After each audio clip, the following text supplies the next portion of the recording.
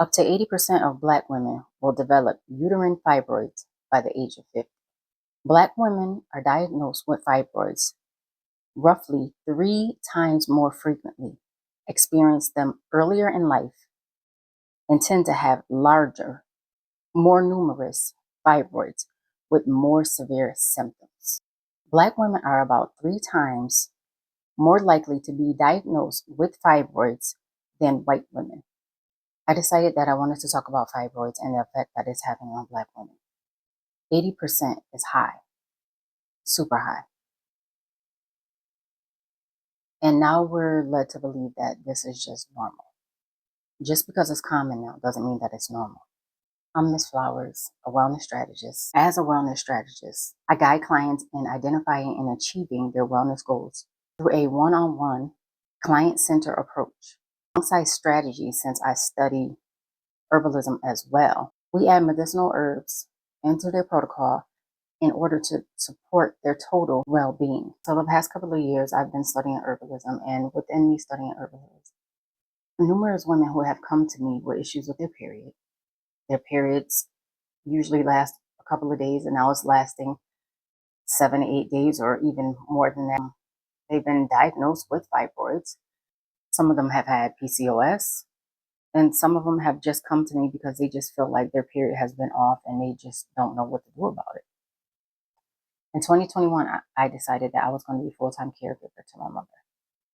At the end of 2021, when I was supposed to go back to work because I was working in the school system, I decided not to go back for that 2021-2022 school year.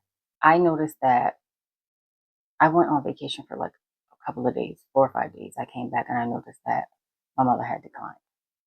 And throughout that time, and I went in like July, and I noticed that she needed more help than I could give her. I couldn't work and take care of her. I couldn't do both. So when it came down to my job and it came down to my mother, I picked my mother. But within me picking my mother, I also neglected myself. Taking care of her to the best of my ability and also with my family helping.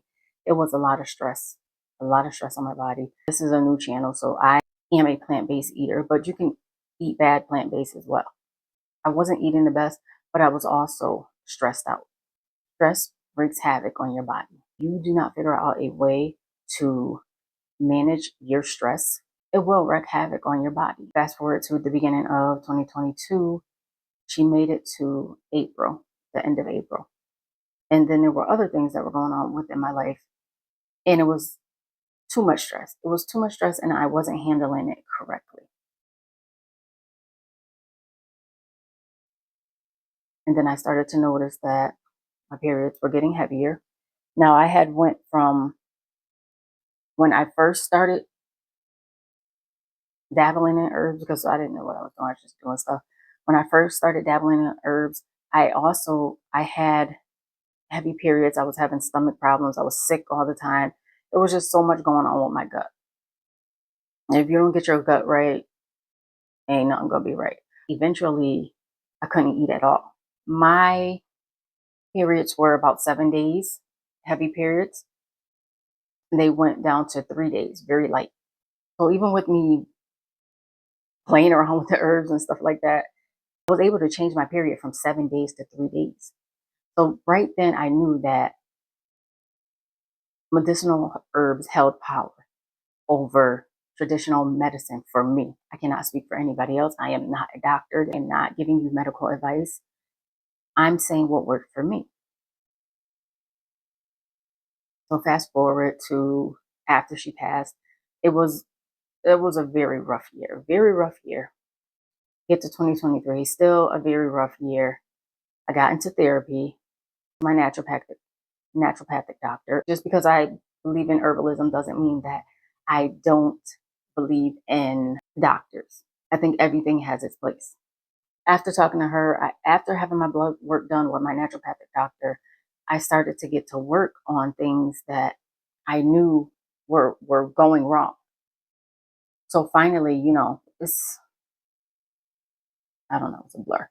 But fast forward to 2023, I was having heavier periods. My periods were just like, it was crazy. Blood clots. And everything. So 2024, I knew that something else was going on besides what was going on when I first started out plant-based.